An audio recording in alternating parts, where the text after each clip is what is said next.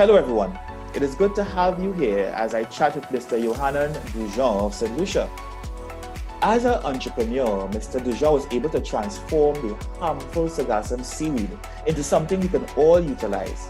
And we are going to hear more about this, about how this was done and its potential to St. Lucia's economic development. So Mr. Dujon, welcome.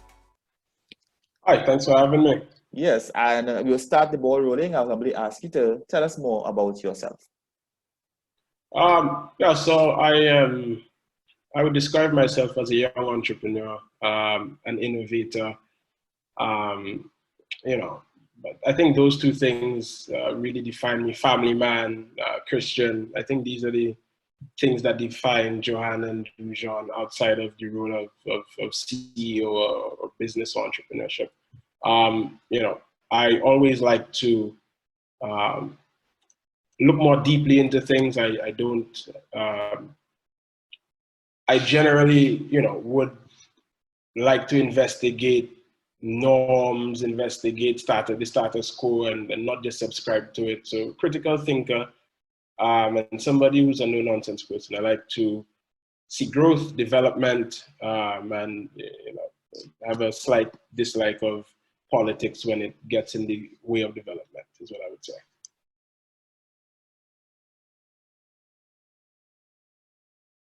Algus Organics. Tell us more about how did this come about? What caused this growth in Algus Organics, and what has been happening over the period of time? The company was started really to solve the sargassum seaweed issue, I saw the issue affecting my home island of St. Lucia.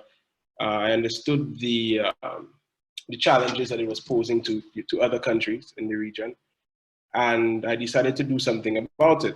And of course, when I went to the Ministry of Agriculture at the time, of course, status quo, they said there's nothing you can do about it. It's like Pavlov's conditioning theory. So everything that happens to us, it's like eventually we decide as a people sometimes that, whether it's hurricanes, whether it's, sanctions, anything, we just decide that, look, this is happening to us and there's nothing we could do about it. And I did not subscribe to that.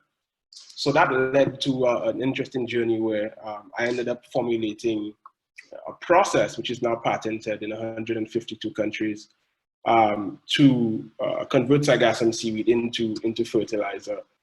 And the whole vision from the beginning of the company was to solve an environmental issue which we believed was not being tackled properly. So governments and hotels would be spending millions of dollars to collect sargassum and then dispose of it.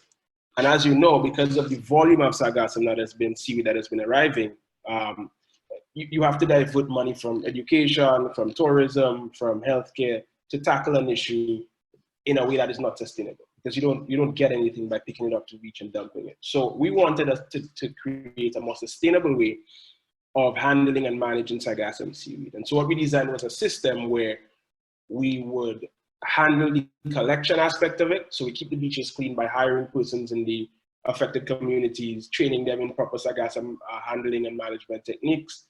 And we would deploy and pay these people to collect material for us. And rather than dumping it in a landfill, our process allowed us to convert the collected sargassum into fertilizer that we would sell in St. Lucia. And well, now we sell in Trinidad. Oscar Francois is actually our distributor. You can get it at any agri shop in Trinidad, all of them actually. Jamaica, Belize, started exporting to the rest of the region. So the end goal, the vision, you have to start with the end goal in mind. The vision for us was to process every grain of sargassum seaweed that rolled up on the beaches in St. Lucia and the rest of the region. And we are well on our way to doing that in St. Lucia, and we're looking to, of course, continue to expand so that we can create more employment, we can create more economic impact, because we export to the US as well presently. So that's foreign exchange, US dollars, and also creating more diversification. I think tourism, we wanted to create a new industry, and I think that tourism is somewhat extractive, as beautiful as it is, and we wanted to have some more local industries that are on a global scale but benefit the local communities. And we realize it's interesting, especially now with COVID-19 taking place. What's happening with the tourism sector, all right? But also with regards to the sargassum seaweed, a question I will ask is with regards to the, and I heard you mention that you are already exporting to other countries, which I'm happy to hear. But sargassum seaweed not only affects St. Lucia, it affects Barbados. I know it happens in Trinidad and Tobago, as well as other Caribbean territories. Has any thought been given to looking at ways to harness this opportunity in the other islands and probably partner with other persons with regards to how can we also process those in the other islands? Certainly, that's something that we're always exploring and working on. So those are in the works, I would say.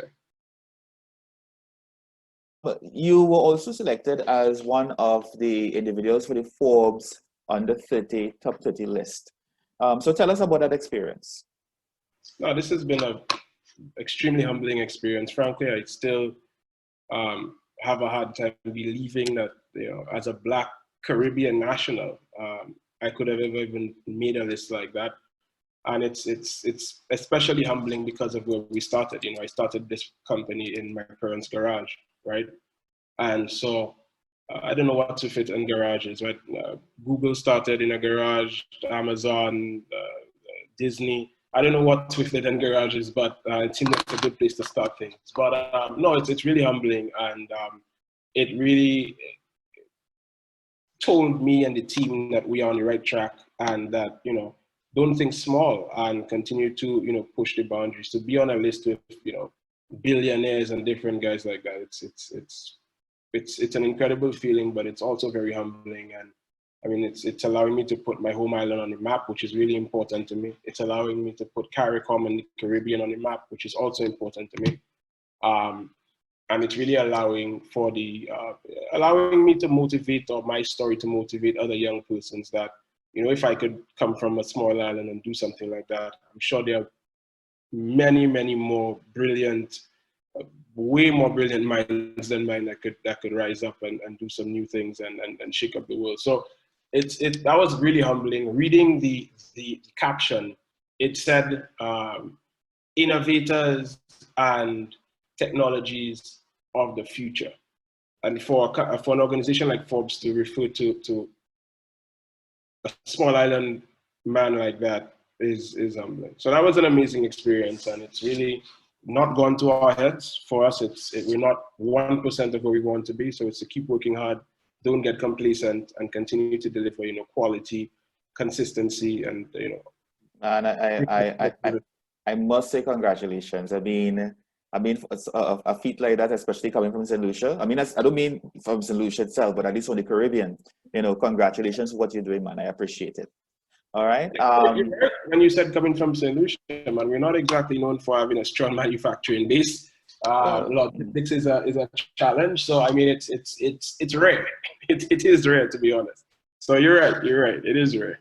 Yeah, well, I mean, you know, sometimes especially persons who are successful in our society, and I say in our global society, I mean, they come from all walks of life. You know, people always assume because you live in a particular area, you can't achieve as somebody who might be somebody who's already born with a wealth of cash.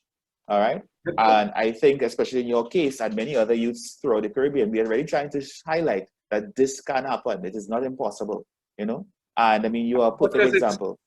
Yeah, well, I mean, I always say that whenever I get the opportunity, as much as that is true, I think that the institutions that exist, you know, government agencies, etc., have to do more, because I have a very supportive family. They were not wealthy, but very supportive. There are people who have probably better ideas. They may also not come from a rich family, but there's not the support. And that's where the challenge comes. I mean, what I find in the system a lot is that you'd have somebody slip through the cracks like me, and then you would highlight that. But it takes a lot more than meets the eye. It takes grit, it takes support, it takes, you know, people believing in you. And sometimes entrepreneurs need that more than money. Somebody who believes in them, people who believe in them and support them. So entrepreneurship is a interesting and ticklish journey. And if you are not grounded spiritually, but also don't have a strong support system, it makes certain things 100 times more difficult because the system in the region is not designed to help entrepreneurs. So you would be told, innovate, we like innovation, whatever it is. When you innovate, you become a threat to the established order. And that now is a whole other kettle of fish and kind of wounds. So and the politics plays a very nasty part, unfortunately. I mean, I have to be realistic there sometimes. I'm talking from experience as well, so I know. And yeah, innovation is thinking outside of the box, but then while you're thinking outside of the box, there are certain boxes that you should not. But like I said, we don't subscribe to that. I agree. I want us to keep it positive, and I think you're doing a good job so far. Because if we worry about all those situations, we may not never go. We wouldn't go anywhere. That's all right? Yeah. Sure. But just two more questions before we wrap up. The whole idea of your organics, Algus Organics being a viable option to contribute to St. Lucia's GDP. Do you see that as a viable option at this point in time? And if so, what do you think it needs to be done at this point? Definitely. I think that in the next 5 years or less,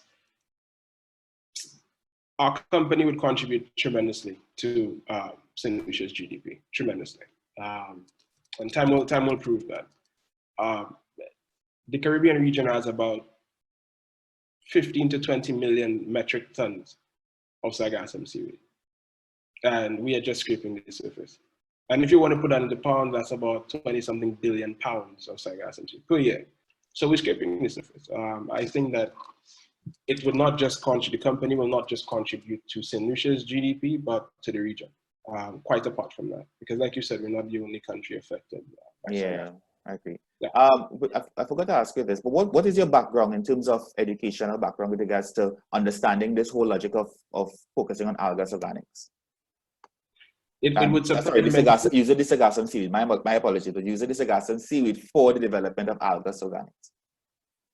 This would surprise many people, and every time I say it, I chuckle. I went to community college, so I went up to A levels, and that was it. Okay, and your final words as we wrap up here with regards to what advice or what positive words would you want to leave, especially for our youths, in terms of focusing on entrepreneurship? I would say that entrepreneurship is the one occupation space where you can come in regardless of your race, regardless of your education level, regardless of your age. If you want to be an entrepreneur, 5 years old, you could buy Jolly Ranchers and sell it at school. You're an entrepreneur. You're a business person at that age. So entrepreneurship is the one career path that has no age limit. No matter how old or young you are, you could start. There's no education limit.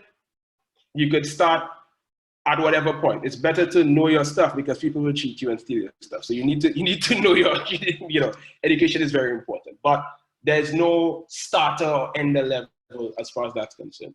And it's the only career path where your income is unlimited. You make as much money as you are willing to work for. So if you're willing to work like I work 15 hours a day, power to you. You're gonna get what you want to get, right? If you want to work 10 hours a day or 2 hours a day, you get that as well. You get it's commensurate with your output. So entrepreneurship, I think, is a beautiful journey. It's a journey that allows you to build and leave a legacy that outlives you. But it's also one that is going to test your faith tremendously. And it is important to have mentors and be grounded, do good, move straight. And I guess a good support system as well. A support system is critical. Yeah. Integrity is important. It's not just about I'm making money and I don't keep my commitments. So no, you want to have integrity. You want to, have that strong support system. You want to give back, to make sure that you're developing the communities that you operate in. But it's a beautiful journey. It has its challenges. It has its ups and downs. When everything goes great and you make Forbes, that's you. When things are not going good, okay, that's also you. So there's this equilibrium that you have to find, that you let nothing get to your head with successes, and you let nothing bring you down because of defeats. You just balance it out and remain humble in between. So it's a beautiful journey. I would advise persons who are unfulfilled with their jobs or unable to find a job to look at entrepreneurship seriously. Whether you start as a side hustle, you have your main job, and you notice an opportunity, in your community that you could tap into, do that. And one thing I want to just totally end with is this: there's nothing difficult about the concept of entrepreneurship. Entrepreneurship is simply, that's a big word just to say, finding a need, being the best at solving it consistently at a price that people are willing to pay. Anyway, Mr. Dujon, let me say thank you so much for this interview. I do appreciate your presence here with us as we continue on our journey focusing on our youths in the Caribbean region. And all the best. I mean, you have been going so good with Algus Organics, and I really hope that you continue with that, and all the best with your venture. And I hope that one day at the end of this, or the conclusion of this pandemic, when I come across this in Lucia, when you come to Trinidad, I could hear, hey, we finally meet and we could at least bounce hands or something like that. But thank you very much, sir. Definitely. All right.